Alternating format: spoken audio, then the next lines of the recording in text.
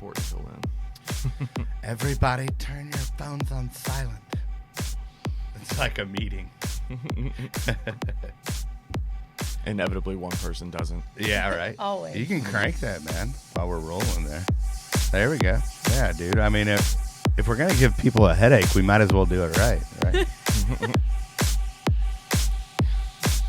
don't want no half headache. Banter. Okay. Yeah. Hey, guess what? What's that? We're late. Hey, Hey. that's cool. That's the way I prefer it. Yeah, exactly. I'm not comfortable unless I'm a little late. Yeah, fashionably late, Yeah. correct? That's what I told my boss, and he disagreed. Well, hey, everybody. Welcome to This Pink Cloud, Season 2, Episode 8 is Deuce. what we have figured out. Season Deuce, Episode 8. Right. Morning, everybody. Right. Sorry for the tardiness, but, we were having some...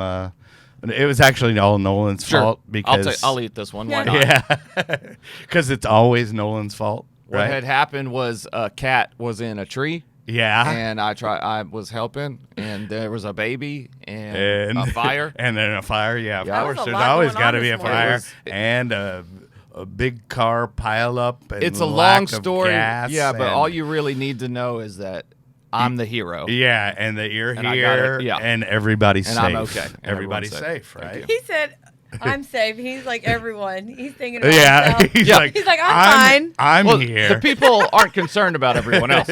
Right, they're I'm trying to, they're only concerned about trying to the get talent. straight to the point. We're Yeah. only concerned about the professor. He's over here like everyone's As long okay. as the professor, They're sweating. Go, what about Nolan? as long it's as Nolan Nolan fine. is okay and he has his little morning sippy cup with his coffee. Yes. Pinkies out, people. Pinkies. Anyway, so you might. I noticed that you had a beautiful shirt on this morning. Yeah, well, I had one on, and it got ruined in the fire. So I had Right. to get this crap out of the back of my trunk. There you go. But it is a Lone Star shirt. Yeah. And they are available at djkellyreverb.com. Really And is all- a cool shirt. And all proceeds go to This Pink Cloud and our lovely show here. And speaking of that, we have the new shirt. Yeah. And I'm actually Yeah. wearing the prototype because, you got to be the cool guy and have the shirt before everybody else can get it. He probably won't even release this shirt. It's so actually he can have the front of it. That's the only there's one the- in existence. There's the front of it, and here it is live. That really is pretty Can we cool. get it? So There- cool. Oh, there we go. Left, right, left, and then the back. Yeah. Anyway, and then it has the This Pink Cloud logo on the back. If you want to show that, there That's you such go. a good gym shirt. Yeah. Right. Like, yeah. Is it? It's a gym shirt. I, Is that yeah, what it you is? sport that at the gym with the pill on a skateboard and rainbows and what? You know, I know, dude. Well, you're I turning think- heads. I think it's going You're to be. turning I heads. think it's going to be big in the community as well. In dude, the with community? with the rainbow. not only yeah, the recovery community, True. community, but the pill is a little bit phallic too. Yeah, hey, you're not know, wrong. you A know. little bit. Isn't everything a little bit phallic? Or is that just me? I don't know. I might need to look into that. I don't know. That could be- As you say that with the microphone in front of your face. Oh, is that what this is? I just assumed it was a Well. phallic statue of some sort. Right. Yeah. Of course. When we all three got one. Yeah. We all three have a phallic statue award. So enough of our rhetoric. I guess so, yeah. We Since have, it's taken some weird turns. Yeah, of Yeah. course, as it has a tendency to. Jim Bob disapproves. Yeah. Jim Bob says. Who is Jim Bob? Can I ask?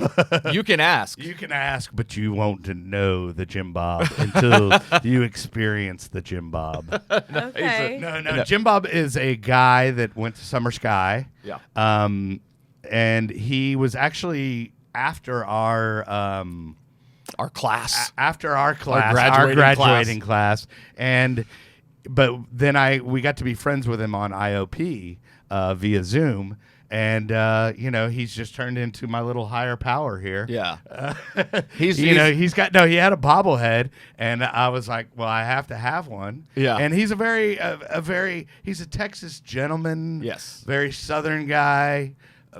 Good large man. Good Large old man. in it's so person. funny he turned out to be as big as he was. I had no idea he was that big. Right. Like you see him on Zoom And I guess I just he looks assumed- like this little old man, like Yeah. hunchback. And then like you see him, and he's like He's like 6'3" or something. Yeah, he's huge. Yeah, So he's a linebacker. real. He's Jim a real- Bob is real and has a real. He's a friend of ours in recovery is the short answer, but he's just a good old But he Texas has guy. a bobblehead is the question. Like, Well, Exactly. And I celebrate the fact that he does. Well, I think I love it. yeah, I think it was like some sales swag or something. It for his was business. from one of his Okay. former jobs. But Yeah. I'm the only one with one, and then Jim Bob's probably got about 50 at his house. Yeah, well, I love it. eventually I'll get one out of him. When, I think I'm gonna get a friend for him, like the Bernie Sanders with the mittens in the chair.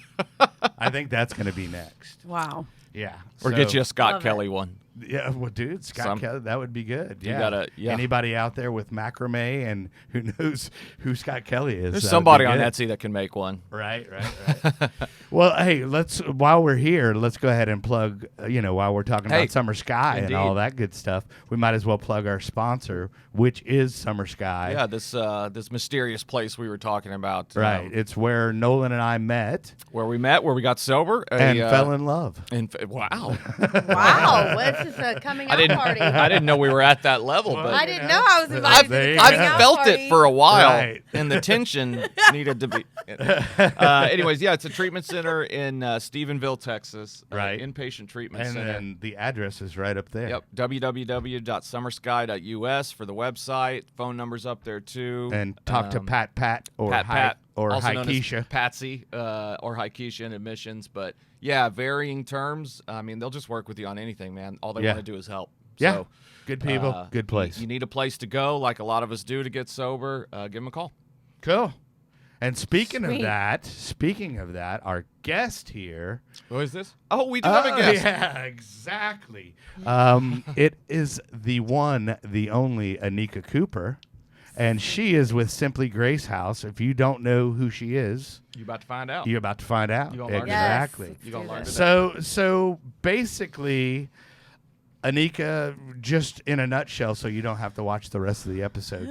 She started a 501(c), which is C3. Yeah. C3. Yeah, PO. and it's a nonprofit, It's made of and it is fascinating. And I have thrift store envy because she has Yeah. her own thrift store, You- which is You have permanent thrift store envy. Oh yeah. That is I the mean, life. I would just if I could if I could run a thrift store and that's it. I mean, You'd I'm be okay, hard to dude. negotiate with, though. That'd be the problem. Yeah. Yeah, I Well, think so. I think I'm a you'd- little, yeah. I'm a I little. think you'd- I'm a little proud of my merchandise. Yeah, I think you'd run too hard a bargain on a lot of folks and run them Yeah, off. scare them Yeah, away. yeah, You yeah. just got to be like, hey, numbers. Let's flip it. You're like, Yeah. no, that broken swatch from the 80s. Well, hey, is- dude. I started that way. I was like, I'm not coming Yeah. down on my prices, and then it was like, it's a thrift store. Right. Let people, it go. People are looking for a good deal. Yeah, Yeah. that's But the only see, reason. I have the Bill Weisner integrity from Bill's Records, so I'm Yeah. I used to work at Bill's Records. I Yeah. don't know, yeah. But anyway, so besides that, we'll get to all that excitement.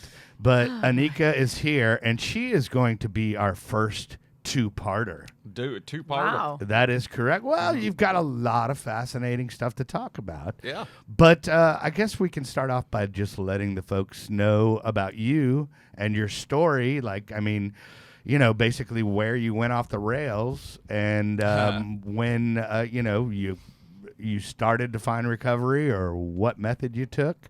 And we'll just go with that. Yeah. Okay. So, Well, listen, ladies and the gentlemen, floor is yours. Anika Cooper. Yay! Thank you. Y'all are something else. So I got invited. I got invited to the coming out party, Yeah. Yeah. and I'm the first two-parter. I feel Yeah. super special today. You should. And should. you're a girl, so it's You usually should. a sausage party. In Is it? Sausage Most fest. of the time, I That's guess. what my Yeah, son it calls is. it, a That's fair. sausage fest. Right. Yeah. So thank you for But we are allowing here me. for the ladies because we all know and love ladies. We do. Well, thank you. Okay, this is getting awkward. Yeah. Anyway, You go. we'll move into my story. Thank you for asking me to do this. I love talking about the story and how, Yeah. like, how the transformation happened for me.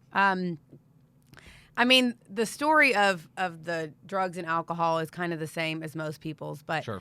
I started about 14. I found alcohol. Mm-hmm. I had always, before that, my parents got divorced at a very early age.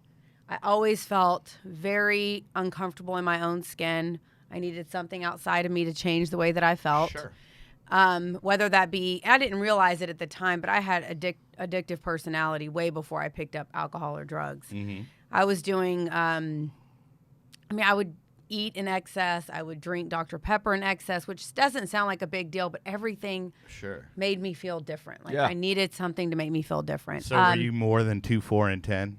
Yeah. You were like 2, 4, 5, 6, 7, 8, and 10. Yeah. No, because that's What does that mean? I don't know. that- what I'm two- just you don't trying know. to go along You don't with know it, bro, Dr. Pepper. okay? You don't know Dr. Pepper times 2, 4, and 10. No. Y'all have never heard that, Kathy. No. You know it. Is it like an old ad campaign they I've used to never run? heard Yeah, it. there were times of the day when you were supposed to have Dr. Pepper. Oh, okay. I got them all in there. I just said 2, 4, and 10. 10, 2, 4, whatever. So Okay. you're supposed to have one I at 10 in gotcha. the morning, 2 in the afternoon, and then 4 o'clock. I dude. gotcha. Oh, yeah, it was Yeah. bad. Yeah, I would just do like 6 or 7 at a time. I mean, I was like, I know what you mean. I'd just do a 2-liter, man. I know what Let's you mean. just- Similar for me, it's like I wouldn't have verbalized it that way at the time. I mean, I was Yeah. a kid. Oh, yeah. But looking back on it, like when I would fall in love with like a sport, for example, it's all I would do. Mm-hmm. I mean, I would wake up, immediately start playing that until like I had to be dragged to Yeah. bed. Everything was obsessive. Yeah, Yeah. everything was obsessive for me. It was over the top because I needed to change the way that I felt, which I had no idea at the time that I needed to change the way that I felt. But probably around, like I said, about 14 years old, me and my girlfriend, I was a cheerleader in high school. I was Miss Popular. I was voted Miss Popular every year. Like, that was never an issue for me, being social. But what I felt on the inside didn't match who I was on the outside ever, right? Right. So I went to my girlfriend's house one night. Her parents left, and we lived in the country in like off Saxey and Garland Road. Okay. And she had sheep. Well, she also had these little pink schnapp things, the little bottles of pink schnapp. I thought we were going to go into a mushroom story. Yeah, no, I thought No, we were that's going cows, to bro, get that's sheep and cows. cows and. no, Okay. no. But she offered me one, and I remember drinking it. And of course, we drank all of it. That was delicious. Yeah, it was, and it was good. But it also Yeah. changed the way that I felt in a way Sure. that I had never experienced in my life. I was like, this is what I've been looking for. Yeah. Right. And before I knew it, we were riding sheep in the backyard. Awesome. And yeah, I mean, it was great. It was amazing. And we drank all of it, and then we drank probably whatever else she had in there. And her parents realized it the next morning, and, you know, we had a hangover. And that was my first real experience with alcohol and changing the way that I felt completely. Like, it did something for me. It replaced your Dr. Pepper. Yeah, I right replaced at my that- pizza, at that point. Yeah. Dr. Pepper, all of those things. It, like, it's more effective. Than yeah, it, the- Right. it worked real quick, Yeah. and I didn't like the after effect, but it didn't matter at that point because No, the sure. feeling at the moment was what I searched for. the Sure. trade-off is worth it. It was Yeah. absolutely Yeah, sure. And then but then I mean, and I get pretty graphic with my story, but after that was my stepdad had some videos, like VHS tapes, under a bar. Mm-hmm. This was, not at my friend's house, but at my house. And I looked at those and I put it in when my parents weren't home, and it was pornography. Oh. And that was at a pretty young age. And I realized that pornography also made me feel different. Uh-huh. And so I remember this, like, it was crazy because I would be just like the drugs and alcohol. I would look out the window to see if they were on their way home so I could watch the pornography. Like, it was like this, Sure. it was the high of doing something that Yeah. I knew I wasn't supposed to Right. do. Yeah. Right. Yeah. I would have been like, oh, jackpot. Yeah. Yeah. Well, Back you- in the day. Yeah. And you know what's crazy, and I don't want to go too far off topic, but like, so what age was that? 14? About 14, 15. About 14. Right. You think about now with kids that have access to the internet, like if you got an 11-year-old at home that you just give an iPad to Yeah. and let Oh, hang yeah. out in his Oh, room yeah. with It's it. insane. Yeah. And I've got 2 kids. The so early access to pornography with kids today concerns me a little bit too. But anyways, that's a whole nother show. Yeah. Yeah. Right. That ain't even Exactly. the show. So I but say go all ahead. that to say that, like, you see, I was very uncomfortable in my own skin Uh-huh. early. Like, Yeah. I knew that I was uncomfortable in my own skin. There was stuff going on at home. My households were split. I had my dad's house. I had my mom's house. Stepdad, stepmom, stepsisters, stepbrothers. I had all of that Right. going. Yeah. But then I had high school where I was popular. I was, all of these things. And I got we started with alcohol, and it just led to, it led to more things. And it seemed like the harder the drug, or the different crowds that I sought after, were the different drugs, right? So if you were doing this particular drug, that's who I wanted to be around. Yeah. And I remember, I'll never forget, I started doing acid, and I took a hit of acid and went to school. And I walked in the school, and there was no one there, so I walked out of school. Right. And the principal was like, "So where are you going, Anika?" And I said, "Well, school's closed. Obviously, there's nobody here." He's like, "I need you to turn around and go back in there and go to school." It was completely full. But I had, I was like tripping on acid, so I started getting in trouble. I can imagine this sounds like a Hillary Duff movie. Dude, she does have a little Hillary Duff vibe. Oh my to God, her. I hear it all the time. School is the All the worst time. place to take acid. Yeah, it was about, and I just didn't Every care anymore. acid has done it at least once. It was a Yeah. bad life decision. Yeah. Yeah. I left. I went to school for one period and then was like, nope, nope. It's too Well, much. it's This just is not too going to work. much. I'm out of here. Yeah, you start seeing and Yeah. it just got worse from there. So the inner unmanageability that I had felt pretty much my whole life started becoming outer unmanageability, right? Right. Everybody started noticing. And then I was a cheerleader, so I wanted to perform better than everyone else. I wanted to outshine. I always wanted attention. That hasn't changed. Like, I've always sought after attention. So I started taking no-dos. I found out that no-dos. Oh, yeah, the Would old do. no-nos. Many thins, Yeah. baby. Mini Thins, yes. Yes. Mini Thins and Purple Passion. Right. It was Oh, wow. a great combo. No, it is not. Yeah, it was really No, bad. it is It was not. really bad. It's delicious, no. Only a 16-year-old body could handle that. Yeah. If right. I even attempted that now at 40, Do they even have Purple Passion I would anymore? I would just deteriorate. I don't know. I would Ask just my turn sister. into dust. Yeah, No, like She just knows. They still have Boone's Farm. I know that. No, they Purple have a Passion. lot cooler stuff today than they ever had. Purple Passion came in those Yeah, the 2 2-liter, liters. yeah. It was just Yes. purple soda mixed with Everclear. Oh, It was yeah. horrible. It was so bad. You can't go wrong with that. Oh, yeah. So that went on. I did no-dos, mini thins, so that I could perform better at games. The list goes on and on. I started stealing from my parents. I stole credit cards. Went and bought, y'all are going to crack up, went and bought speaker systems and big tires. Rims, and I did all that. Nice. Yeah, I Now, spent did you have a thousands. truck or did you No, have I had No, a that's- little bitty Honda. Oh, like a Civic or like a Yes, I had a CRX or Civic. something? Or It was a white Civic, I think. okay, nice. I got the system. I Hell played yeah. Easy E, drink my purple pack. hell yeah. I became someone else. I hung out in. So that's interesting. So you stole to get those things for yourself. It wasn't about to sell to acquire drugs or anything. It was just to This to was keep not. a I was not persona there. going. Yes. Oh, wow. It was really. And you know what? It will bring me to my biggest point at the end, which is codependency. Okay. And Right. trying to please my friends and trying to look like something that I wasn't, trying to be something that I never was on the inside. But because I wanted what you had, I was going to become what you wanted me to be. Right. So, I did all of that. I remember moments in high school. These are like pivotal moments for me. In high school, I had acne really, really bad. Okay. Right? And so I remember hearing, "You would be so pretty if you didn't have all that stuff all over your face." Ah, that's always got to be a morale booster. It was, yeah, it was like, Like- ouch, Thanks. because I couldn't do anything about it. So I Sure. was like, okay. So I would wake up and my face would be purple. I remember I didn't want to look in the mirror. Right.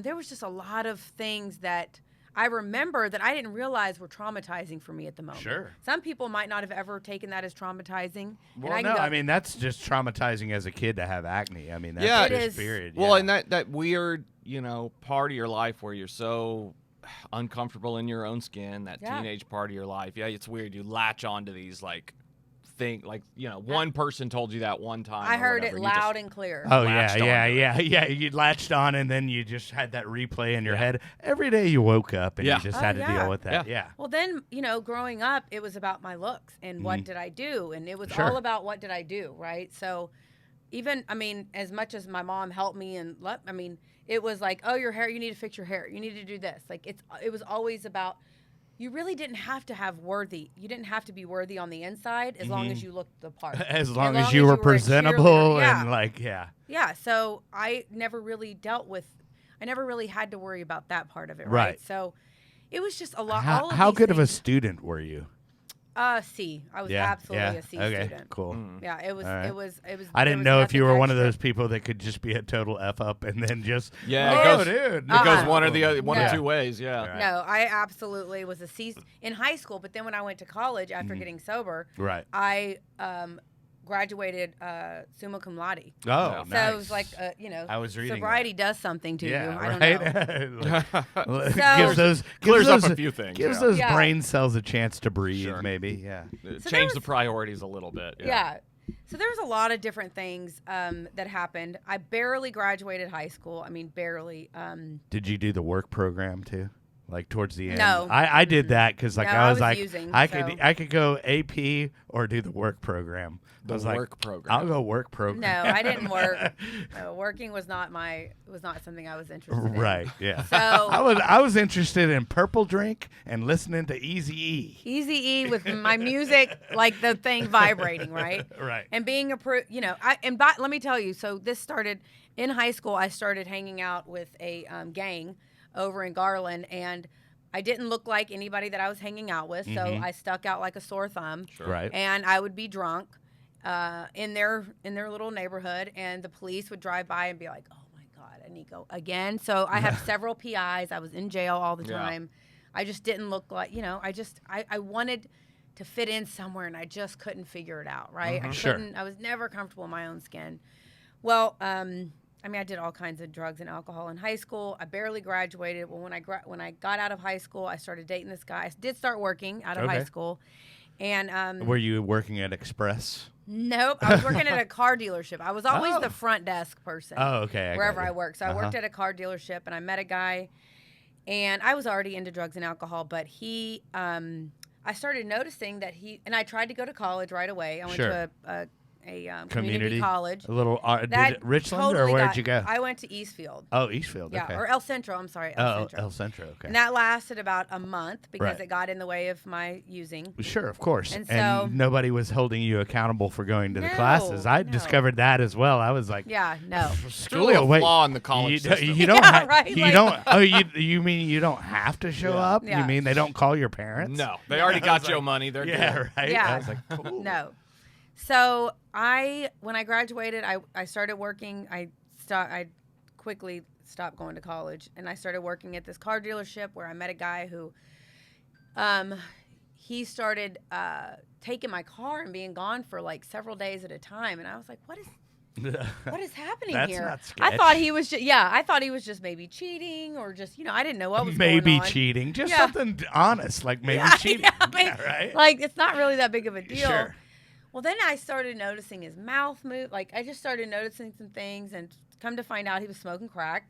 And I never smoked crack, but I started doing primos, and Okay. then started selling crack. And very primos old. are just for those the layman terms.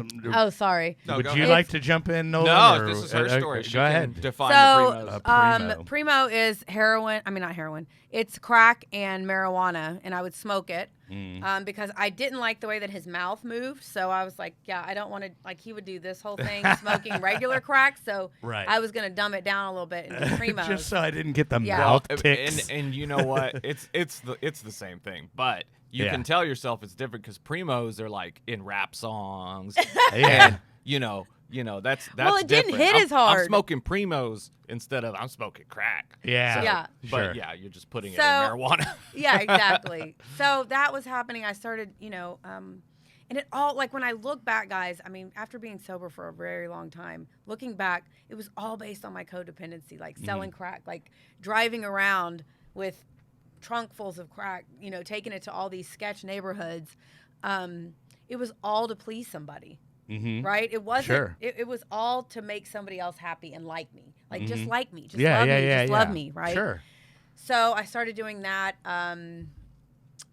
And at one point, one of my family members, my brother, which everyone knows this, brought some cocaine over to my apartment. Okay. And this is where it took off. This is where my addiction. I was 17, and my addiction like flew off the rails. Right. I remember doing some coke, and I remember the feeling of I will never not feel like this again in my life. Ever. It this had is you how I hooked. wanna Like, feel. was it like the first time, The first or time. yeah? It was just It was instantaneous. instantaneous, and quickly after that, and my brother and I used together, and there's a whole story behind that. But quickly after that, I was introduced to meth, which at the time was called crank, a much cheaper alternative to cocaine, and lasted way longer. Sure. So we found out that it helped you sexually, and so we would, as a couple, it was like this sexual thing on the weekends. Sure. Well, he stopped doing it, and I couldn't stop. I mean, Right. It was the other stuff I was able to kind of dabble with it. And I mean, it was a constant thing, but it wasn't anything where there was one thing that I had to have right. all the time, right? That obsession for one particular drug hadn't kicked in. So once I found meth, he would stop doing it. I couldn't.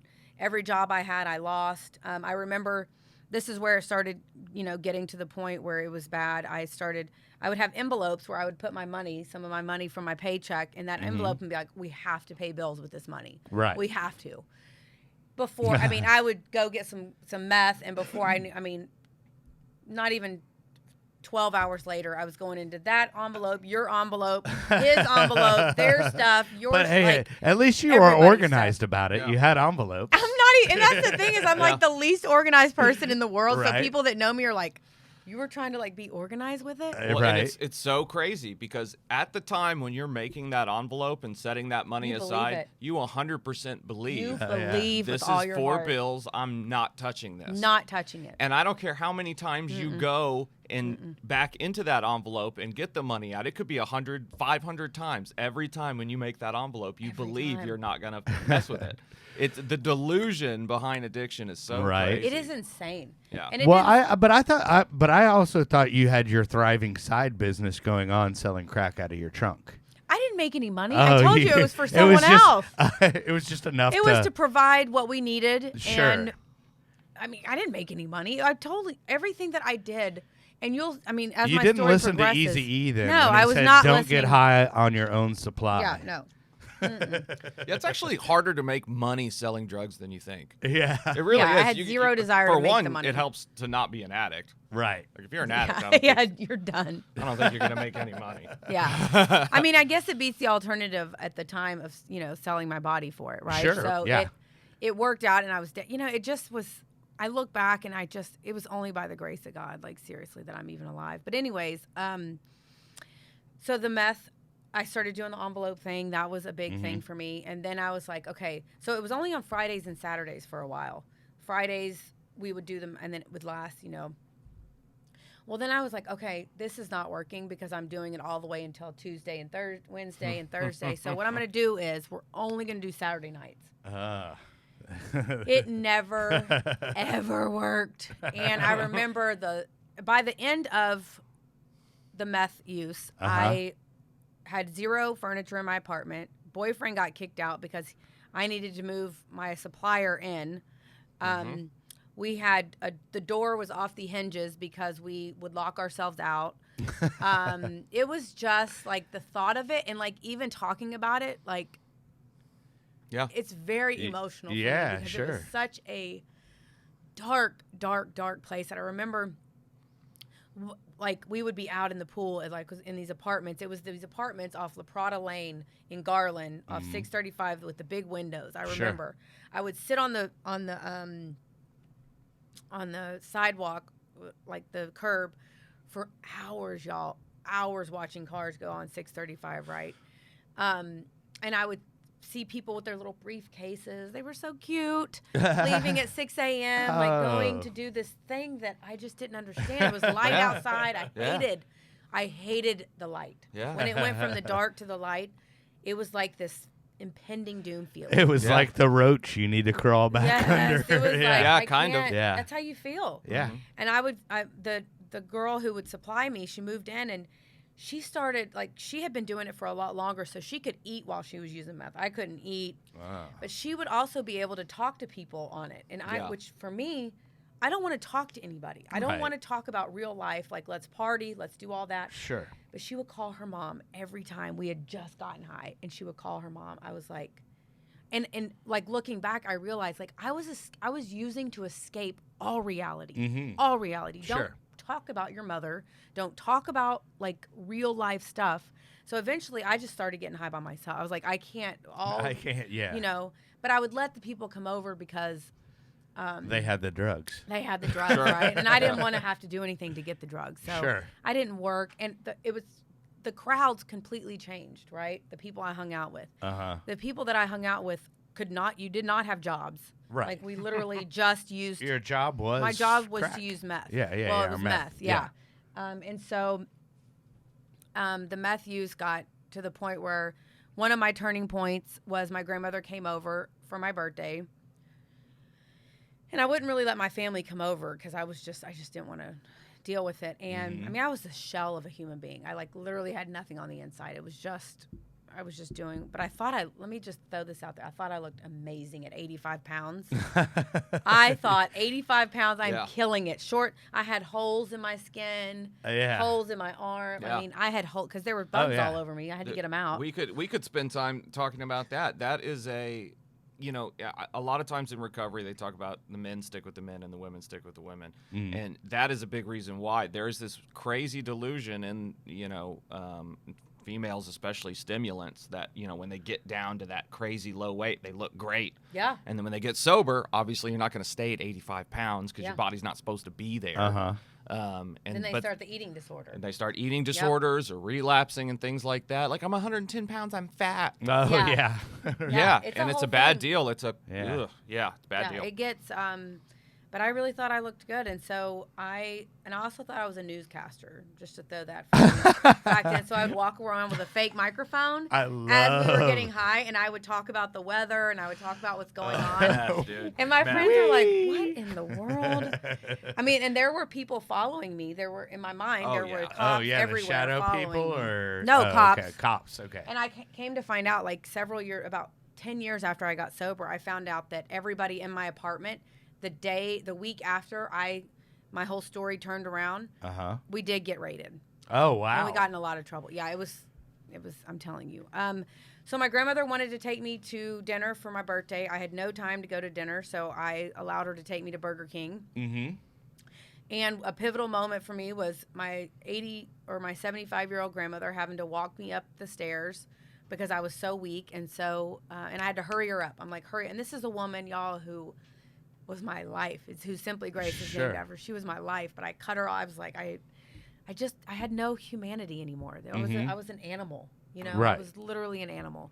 So I had been up for 2 weeks. I smoked some weed to try to come down so that I could be up for my birthday because I knew I couldn't last anymore because I had started getting cramping, or what it's called when I had started anyways. Yeah.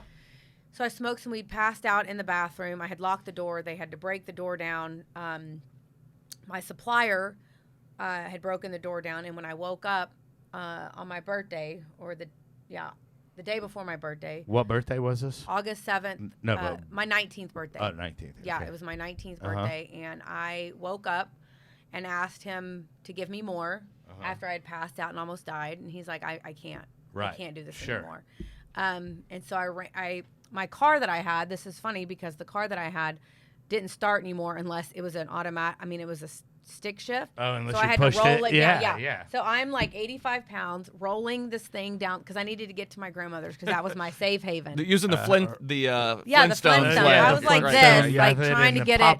Pop the clutch. Yep. And the reason I say that is because when I got the car, it was beautiful. It was, my inner unmanageability hadn't hit it yet, right? Oh, yeah. Cars can die from addiction, too. They absolutely die from addiction. Like the broken windshield. I mean, it was all, you could tell. You could see the disease of addiction all over it. You could see the meth. Methiness, registration the sticker out. Oh, all of that. Yeah. All of it. So I make it to my grandmother's. There had to be at least a rear view mirror removed. It was hanging. With tape. Yeah. It was taped. Oh, well, of course. I'll duct tell you. tape. Yeah. I'll tell you. I had a car. I had a car that had. I bought it from a friend, and the day before I bought it from a friend, someone tried to steal the stereo out of it. That was just coincidence. That actually had nothing to do with the crazy unmanageability that was my life. That was just coincidence. But they tried to steal the stereo out of it, couldn't, but blew some fuses and stuff in it or whatever, and had broken a window. And money goes to drugs, not fixing cars. Right. So I had to jump this car every time I started it, and it had no window for a little while and had gotten rained in and was mildew smell. Perfect. It smelled so bad. This is how bad it smelled. At the time, I would go and hang out with the homeless, a couple homeless folks in Austin, and we would do drugs all day or whatever. Yeah. And these are proper homeless people. They don't shower or anything or whatever. And the second he got in the car, he was like, "Bro, it stinks in here." So yeah, when an 80-pound homeless guy named Oscar tells you you stink. You got problems. Yeah, your car is past the point of return. Yeah, right. Mazda Protege. I ended up just leaving it in some apartment complex. Just abandoned. Whatever. It's not worth anything. Yeah, I don't even just remember leave what the happened to keys mine. on top or in the ignition. Why not? But I'm out. Sorry, go That's ahead. okay. No, Yeah, I love it. know. It's good for me. It reminds me of a lot of stuff. Yeah.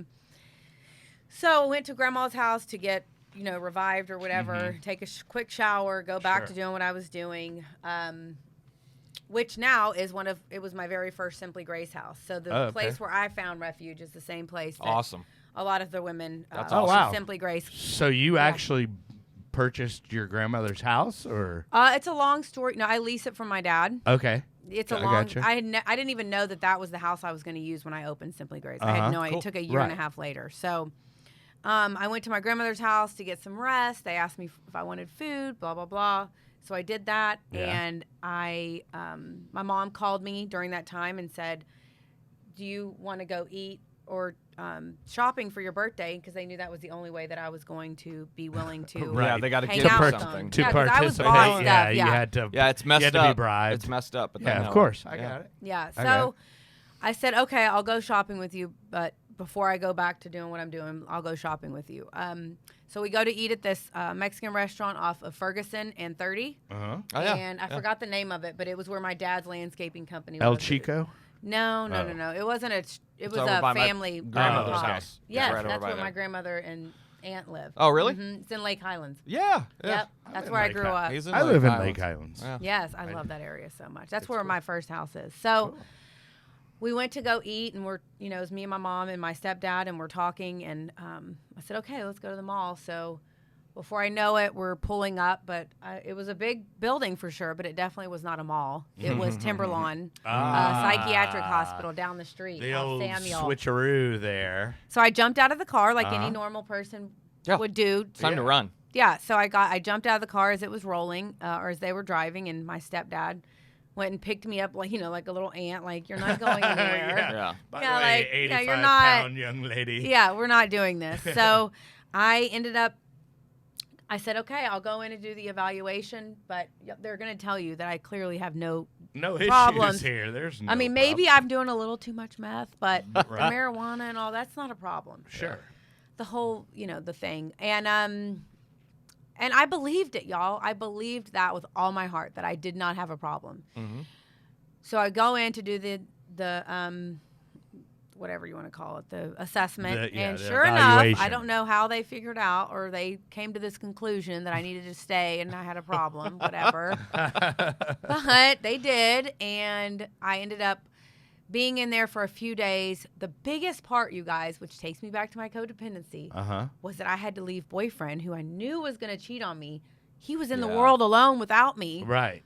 And he had time to cheat on me, and I'm in treatment. Like, I can't check on him every 5 minutes. Yeah. Sure. If that you're was not a big, like, if you're not watching Boyfriend Ooh, cheats. Boyfriend Everybody knows cheats. that. Yeah, right? everyone cheats. Like, especially, I mean, of course they do, because I'm dating married men. Like, Sure.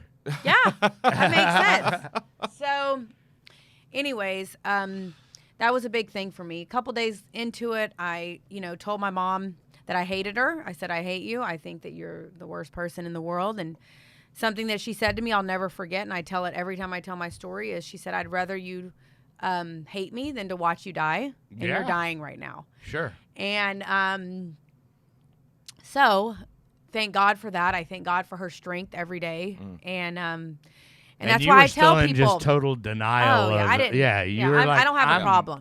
Yeah. I think you're an idiot. Right. Pretty much. Yeah.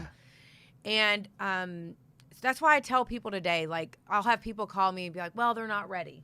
They're not ready yet. So I'm not going to put them in treatment. Right. That is not my story. I was not ready to go into treatment. I had zero desire, did not even think I had a problem. Addiction was the furthest thing from my mind. I was 19 years old. Yeah. This is just what teenagers do. Mm-hmm. And I've been sober for 25 years. Mm-hmm. So that's a lie. That someone has to be ready. Yeah. Is that sometimes the case? Absolutely. Is it the only case? No. Yeah, there are stubborn people, and I understand that mentality. I really, really do. But at the heart of it, this is life or death in a lot of cases. And I mean, is this a disease or not? If it's a disease, then that person has it. How they feel about it doesn't matter. Right. Let's get them some help and hope for the best. You know what I mean? Like, you wouldn't do that with someone that is dying of cancer. Yeah, you wouldn't say, be well, like, they're not ready. Well, it's only they're stage not 2. ready. Yeah. It's only stage 2, Wait and they till don't get really to want to mess with the treatment four, right and now. then So. I love that. Yeah. I love how you worded that. That is amazing. And so I tell people all the time, no, that's not the truth. Mm-hmm. The truth is, well, let me say, it's not my truth. Mm-hmm. Had my mom been like, well, let's just give her some more time. Well, I mean, your situation is kind of similar, you know? Yeah. I mean, I didn't think I had a problem. It was everybody else's problem. Yeah. And I mean, I was good at what I did. Just the whole passing out and, maybe possibly stop breathing thing. Yeah, and, sure. There's a couple wrong turns. I mean, in a couple but instances. that's tiny in the big scheme of things, right? Yeah, taking insulin for diabetes that I've caused, I mean, I got this, man. Yeah, but no, I can totally relate to that because I wasn't ready. And even when I went into rehab, it was just like, okay, I'm kind of doing this not really for myself. And but it was amazing, that window of clarity, the 30 days that I had, that changed my mind. But I'm also 50 years old, so it's a little bit different than a 19-year-old mind. Yes, it can be. Yeah. That's part of the story that I always tell too. Is I'm sitting in this detox with people who are in their 50s and 60s. You know, sure. One of them was a very large DJ, a very large news person. Oh, okay. Very. And you were the newscaster. And I was, I was a little jealous. Were you trying out? Yeah, I should have. Hey, by the way. I think I had forgotten about it by then. It's sunny outside. I've been working on my newscast. I'm going to show you. So, unfortunately, he ended up passing away of alcoholism. But what I remember clear as day, and I had no belief in God. Let me be real clear. I did not believe in God, did not think there was anything bigger than me. I just didn't care, right? Yeah. Now I know way different. But while I was in there, I remember clear as day being like, what in the world are these? Because these people were in their 50s, 40s, and this was like their 10th, 15th, 20th time in this process. Mm-hmm. And I remember thinking, Jesus, I do not want to be here at 50 years old. And I just remember that thought. I still wasn't like convinced. Mm-hmm. I started having like withdrawals. I started craving a lot. And I was like, well, this is weird. So I started a lot of different things. I started noticing that, okay, there might be some issues here. Sure. Well, then I got out. They told me it was time to go after 7 days. My insurance cut out. So at 19, I'm only so you only had 7 days. Wow. 7 days. They didn't even detox. give you the full detox. You just got 7 days. They were like, your insurance is out. Wow. But this counselor was like, I think you need to try this sober living thing called Oxford. Okay, great. All right. And which they're still I was around. like, I am not. Oh yeah. I was like, boyfriend cannot be without me. Yeah. It's already been 7 days. This is 7 days. It's been a long time. But let me tell you, I met my other husband in rehab. Yeah, never got married, but he was my boyfriend, even though I had a boyfriend out here. So he was my rehab romance. We continued that for a little while. Yeah. So I went to Oxford. Mm-hmm. And what I didn't tell you guys, which I think is very important for anybody listening to this, I had an abortion with this guy right when my disease, so I was telling y'all about the meth took off. It was right after that. I had an abortion because I was pretty much told that if I didn't, I would be cut off completely. And I had to go through the whole process of seeing the screen, and I had to see all this stuff. And it was, for an 18-year-old, it was extremely, extremely traumatic. Oh, of course. So the meth use went at an all-time high. But when I went into this Oxford house, I sat down. I was 19 years old. First of all, they denied me. They said, she's too young. She's never going to make it. We're not going to be able to. We've got other people. And my mom called him back and was like, you have to let her in. They let me in. They had their like weekly meeting, and we were sitting there, and they all shared, and they were like, you want to share? And I remember just like bawling and saying and telling him I had an abortion. And I remember it just came out. And I just remember being this scared little girl that was like, what am I doing here with? I mean, because everybody in this house was like in their 40s, 30s, 40s. You're with a bunch of old people. Yeah. And here I am, like, there's no way I was going to do this. And I remember, like it was yesterday, the moment where I was like, I told them all I had an abortion, and they were like, well, we did too. Like some of them were like, I did too, but they were they were sober. So I was super, like I felt that aha moment of I belong somewhere. Right. And so that's when it started. That's when it really, I stayed in the sober living. Do we need to? No, you're good. That's when I started. They told me I had to go to meetings. They told me I had to do all this stuff. And so I started doing all these things. And I stayed with boyfriend, which was a bad idea. But I mean, it is what it is. But I was with all these people, and This boyfriend being original boyfriend or rehab boyfriend? No, the original boyfriend that we had. He smoked crack and I'm took my car. I'm gonna need a flow chart of all the boyfriends. Oh, you just wait. I'm sure it does. That's why it's a two-parter, folks. Yes. That's why it's a two-parter. Yeah. But that's obviously not a good idea for a million reasons. But so you were staying at the Oxford house and with him, sort of back and forth kind of thing. Yeah, and so he moved in. He's an addict as well, so he moved into the Oxford house that was on the same street as mine. Because what else would we do? Right. Yeah. Well, you need to have you guys him gonna close get by. sober together Yeah, and exactly. stay sober forever We're gonna and get ever. sober. Yeah, we're gonna get sober together. I love her so much. I will at least but one you know of you what? I did, and Yeah. he finally did. He's been sober probably for, like, I've been sober 25 years. He's been sober probably 15 years now. Yeah, Oh, great. good. Because he started in that process of being introduced. You know, people. Yes. I assume now that everybody knows about the 12 steps or whatever they're. Yeah. They don't. People don't know about that there is help out there. They think this is the only way of life. Right. Well, I know you said, I mean, I could hear your story all day, but I mean, I guess, let's see, what are we doing on time? We got about 10 minutes. We got about 10 minutes? Yeah. Well, I tell you what, Guide let's put your story on pause right there, the cliffhanger, and then let's talk about what you have going on with Recovery's Got Talent. Yeah. And we'll just touch a little bit on Simply Grace. But okay, so Recovery's Got Talent is before we jump in, just real quick, I just want to say, awesome. You know, I love hearing anybody's story. It's a lot of fun, and I relate to it on a lot of levels. And what you were about to get into, I think, is super critical. Just like introducing people to it, like just that simple part of introducing people to it. I go back to when I was first introduced to this, like that. It's been a gradual process of changes for me, right? But that just initial introduction to recovery changed me.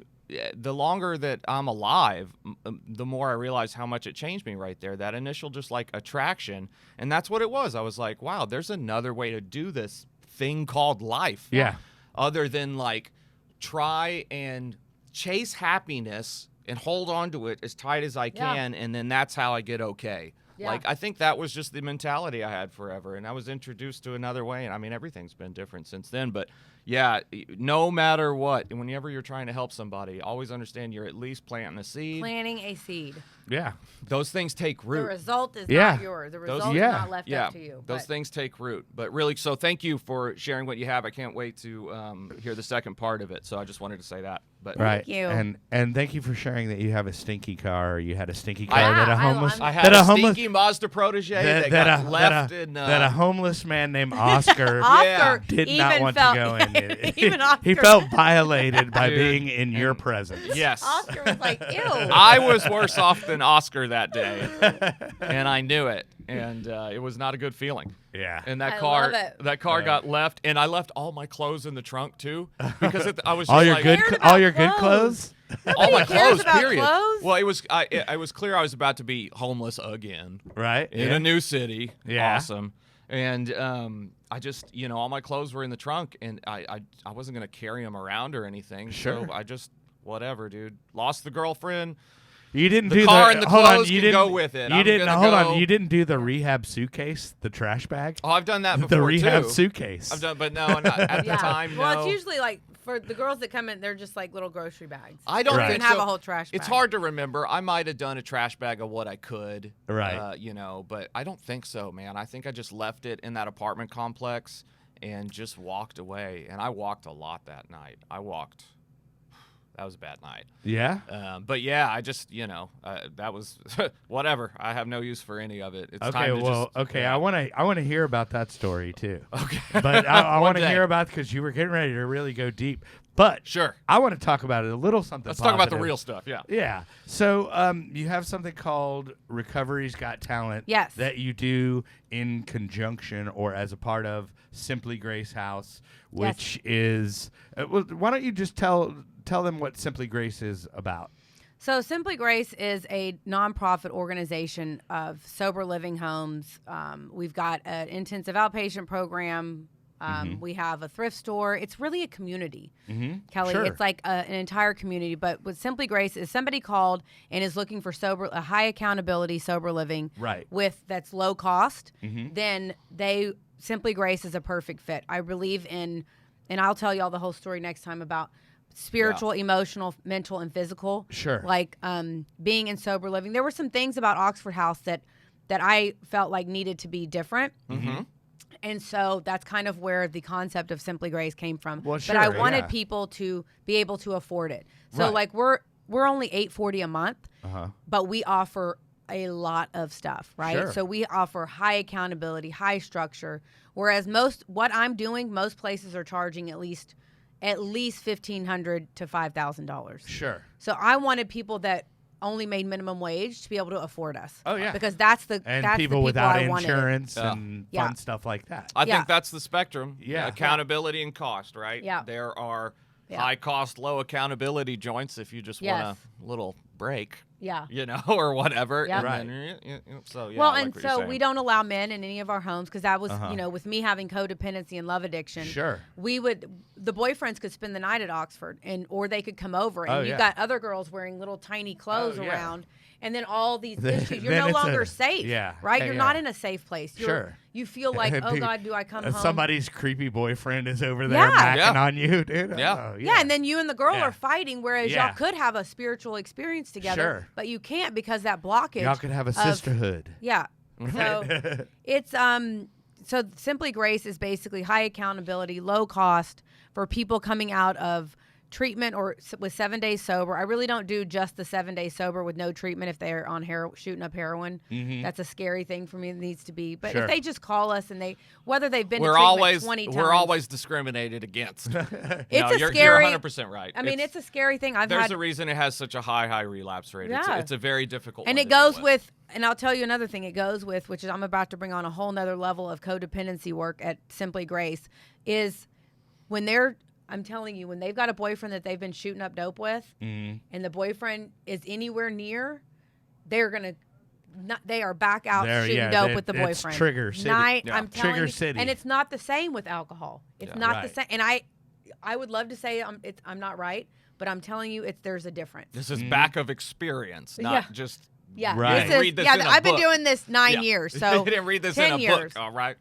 And so anyway, Simply Grace is just, if people are looking for high accountability, low cost, Simply Right. Grace is an amazing. Right. Well, We're a women community. in specific. Women only, yes. Yeah, yeah, we are yeah. female only, but we've got a counseling center, a IOP, intensive outpatient, which includes a kinetic recovery. So it's a workout. Mm-hmm. It's not just a normal like a normal typical IOP. I got you. And last year I opened a thrift store to help because I was tired of seeing women dig through trash bags to get clothes that were donated. Yeah. So I wanted them to have an experience where they it was can like a actually boutique. go shopping, and it's like actually cool and like if you stuff. see I haven't been there yet, so he's kind of jelly, so he doesn't even let me talk about it. I have thrift store. I have thrift store envy.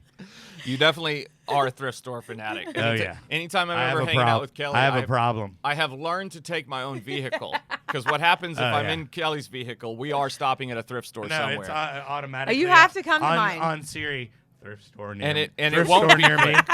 It won't be quick. No, we're just stopping in real quick.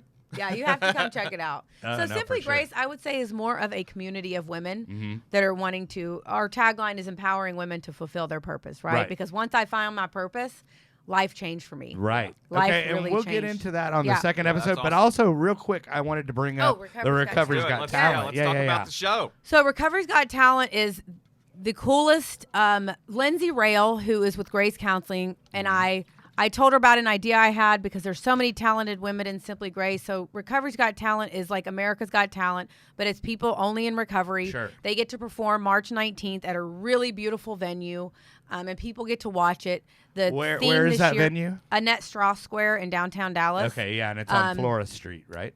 Flora, yes, Flora Street. And so unfortunately the show is sold out, but we are going to do Facebook Live. But it's just an amazing. So the theme this year is Fear is a Liar, right? So these people that had dreams of singing and being comedians and all this were cut short because of addiction, and then even after their addiction, they felt like I can't do this. They're scared. So fear was telling them they couldn't. Right. And so they get to get on this beautiful stage and perform and kind of allow their dreams to take flight, right? Sure. And that was the one thing that is my passion is creating experiences for people sober, right? Yeah. Because had I not had those experiences, getting sober and going to dances and fellowship and all, I wouldn't have stayed around at 19 years old had the life I have today. No, fear or, like something that they gave up in their addiction. It's like a passion. Yep. And then, priorities change, right? So you give it up and then all of a sudden you get sober and you pick it back up. And that's really cool. But since people cannot buy the tickets, they can they go to the website and like if they want to I know it's going to be on Facebook Live, but then if anybody wants to donate if anybody wants to donate, they can go to simplygracehouse.org and there's a donate button. Okay. And you can always donate to us. We always need, even if you want to donate, like a lot of people don't want to give money, but they want to give like toilet paper because we provide everything for the women. Sure. Toilet paper, paper towels, cleaning supplies, laundry detergent, That's coffee, awesome. creamer. Clothes, yeah. Well, in our thrift store, we take furniture, everything. Yeah, sure. So if you just want to reach out to us, our number is on our website about any of these things that you have, or if you have something that you want to share with the women, this is about helping people change their life, right? And building a community. And people know that the Simply Grace community, we love people, man. We want to help people. And that's, I think that's what I love about the Sober Vortex and everything is that, we're all here. I'm here and Nolan's here to tell people about stuff that they might not know about. And you're here to provide that service. Yeah. So, and I love it. I love that full circle moment. But, hey, Weston, hi, how are you? I guess we're going to go ahead and let's wrap this up. Wrap it up for Part this uno. week. Yeah. Don't forget these shirts will be up on the website, djkellyreverb.com soon. And then we will be Lone playing. Star's up now. Oh, Lone Star's up now, of course. Lone Star's up now. Yes. You want to grab this bad boy. Kelly's And will this be up bad soon. boy will be up. Mine is not. It's just good vibes. It's not Just for good sale. I'm vibes, people. sorry. There we go. I'm providing good vibes here. There we go. But if you want to cue us up on the music and play us out, Maestro. Yeah, man. Weston, that's you. Thank you, there we everyone, go. for listening. Hey, Thanks thanks for listening. Thank we'll you. we'll have we're gonna film it now, but magically she will appear next week. Yes. Next Friday. Friday. We're going to hop in our time machine, And travel we're- forward a week, Right. film this, go back a week, and let you back And off when you get to work. Nolan and I will trade shirts. I'll put on a hat or something. Or That's no, what I'll I'll do. I'll I'll trade put on a shirts. hat. Yeah, Just there wear you my go. jacket. There you go. I'll go get my hat out of my car. All right, hey guys. Well, I appreciate you listening. Yeah. Be sure and tune in next week. And remember, there is no magic pill for sobriety, because if there was, we would all take too many. Indeed, indeed. Thanks for listening, you. guys. Bye. Hey.